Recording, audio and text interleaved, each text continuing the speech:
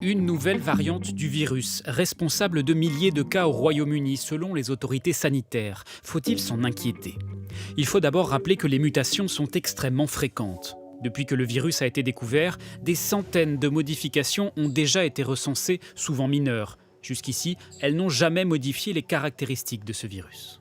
Ces variants qui peuvent apparaître, eh bien, ne sont pas plus dangereux. Ils permettent peut-être au virus de passer plus facilement d'un individu à l'autre, mais cela n'a pas de conséquences sur les signes cliniques ou la dangerosité de la maladie. La mutation identifiée au Royaume-Uni intéresse toutefois les scientifiques, car elle porte sur la protéine à la surface du virus. Des changements dans cette protéine pourraient rendre le virus plus contagieux. Mais selon ce chercheur de l'Institut Pasteur, il n'existe pas encore de lien irréfutable entre l'augmentation du nombre de cas outre-Manche et cette mutation. Est-ce que ces mutations sont responsables d'un gain particulier de diffusion dans la population?